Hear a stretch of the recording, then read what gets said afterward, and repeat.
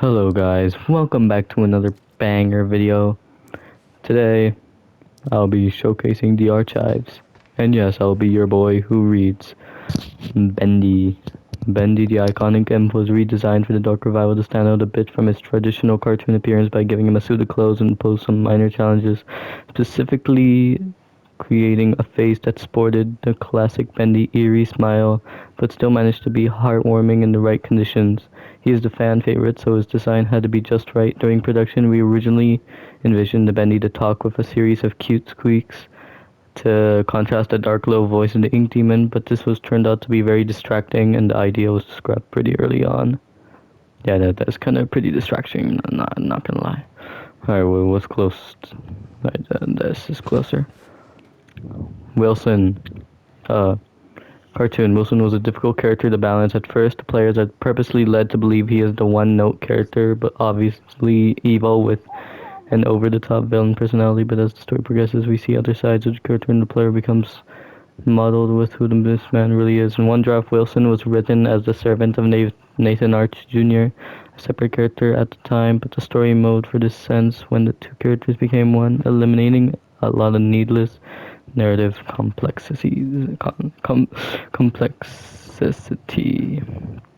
Audrey is a kind-hearted rogue with courage, determination, some flaws, and a deep, dark past to make our story work. We need a newcomer to the cartoon studio world, and Audrey was the perfect fresh eyes to help the experience for adventure. From one day production, we knew that if people didn't connect with Audrey by the end of the game itself wouldn't be successful. Fortunately, she turned out to be quite memorable indeed, and stands out from the other members of the cast. Wow. Ink Machine, designed by Thomas Connor of the Gent Corporation, stolen by Joey Drew, retrieved by Archgay, and once again reclaiming by Gent. The Ink Machine's next adventure is a mystery. Okay. As the world of the Dark Revival became more complex and established, we realized the Ink Demon's design needed a complete rethink to match our new tone. Previous versions of his appearance looked absolutely silly when placed in the world alongside the other characters. No amount of creepy music or screen effects could conceal how out of place he looked. The Ink Demon needed to look different than everything else in the world and show a natural progression of the Ink Demon's evolution as Wilson held the cycle in place. Returning for the climax of the Dark Revival, Beast Bendy was revisited with the mindset of making him more powerful and beast-like. Traditionally, in most horror games, they tend to build a point where the main villain becomes a final form monster as a final boss. It's practically a trope. Our idea? What if you get to play as that final form instead? Dubs. Hey, it's me. The original cycle breaker Henry Stein is the ghost of a man who lost his purpose years ago.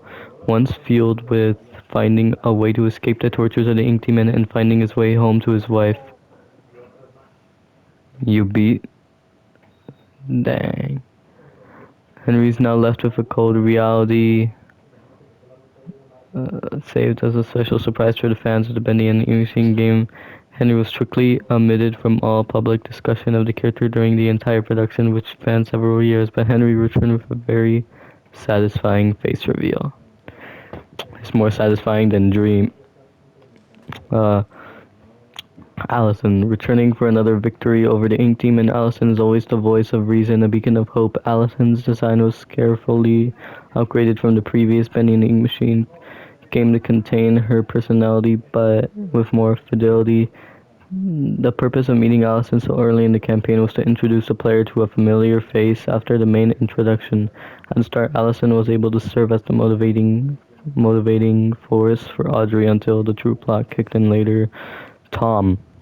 Tom is Allison's silent protector and only Boris clone involved in the main story. Where is Boris the Wolf? Rumor has it that during the events of the game, Boris is experiencing a dark survival story of his own. We all know that's Boris in the Dark Survival. Wait, I thought it took place in a different... Okay, we'll go there soon. Joey Drew. The man, the legend, the memory. Creating this version of Joey Drew was both an exciting and daunting process. It was clear from the start that this Joey would be different than the one from the original Bendy and Machine game. This was a man without the guilt from a past life, but without the experience to fully understand it. The real Joey Drew made many mistakes, but ultimately learned from them. This doesn't absolve him from his sins, but at the end of his life he was able to correct some of them and help fight the darkness that he created. Damn. Literally. A faithful maid, among other things, to Wilson. Betty was an important character of the story of the Dark Revival. As a failed experiment, someone relatively new to this cartoon studio, she was able to give a somewhat different point of view on the state of the world. We have purposely left it unclear if Betty was in Wilson's plot to harvest Audrey, or if she is just a bystander behind her mask. There are still answers to be found. Alright. The unknowing daughter of an animation pioneer, Audrey has blocked out the memory of her past after losing her father, but his role in her life was not over. A talented animator and artist, her skills landed her at a job at Archgate. Was it fate that led her to reunite with Joey Drew's machine? The machine of her birth, or was it planned? Yeah. Yeah. Haunted by the impossible shadow of Nathan Arch, Wilson thought to achieve something that would make his father proud. By luck, he stumbled upon the ink machine and was the cycle in place. No, able to become the cartoon world's new master. Holding the cycle in place, he continued his experiments that could not be realized until the ink demon was purged. However, unnaturally entering to and from the ink realm has taken a toll on Wilson's physical being, slowly robbing him of his health. Skillish. Audrey. Wait, what? Audrey's doing it. No, you can't have it. Audrey. Nathan Arch. I'm skipping Nathan Arch. You could probably pause just to read it, but I'm not reading it. Is that all? Oh, well, actually, just this side. Oh my god, I'm not gonna read the Butcher Gang. I'm literally selling. Oh my god, these guys have too many. No, I'm not gonna read it. Just pause it, guys. I'm not gonna read. I'm not gonna read the descriptions if they're not relatively important characters. Yeah, and then the keepers. There you go. There's a good visual. Alright, now let's go over here. Better be an important character. It's my boy Sammy Lawrence. The famous music composer of the studio, Sammy Lawrence, originally had a slightly larger role in the story of the Dark Revival, but in a story already filled with so many characters, making them all play a meaningful part became a challenge. He was ultimately sidelined in favor of telling a more coherent storyline, although it is interesting to know that Sammy Lawrence appears to have mastered the flow ability in Bendy Machine long before Porter and Audrey could wield it. That's not flow, that's just teleportation. Alice Angel, the self-appointed queen of the studio. Alice Angel is one of the most memorable faces in the Bendy world. Forever lost in the tide of insanity, she is an absolute delight to write for as a character. An angel with many layers. Time will only tell if this inky temptress will ever reappear. Amok.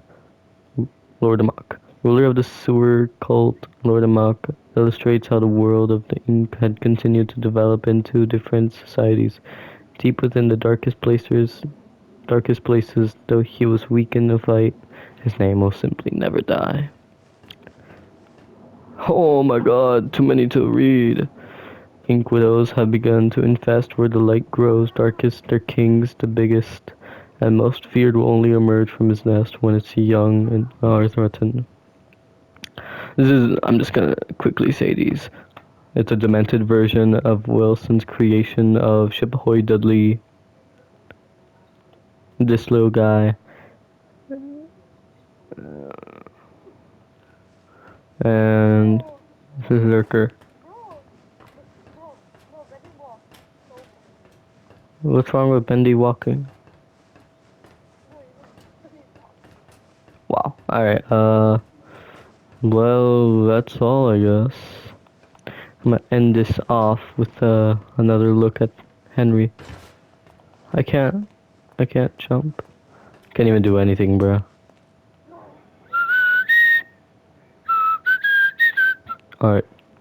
Goodbye, Chad.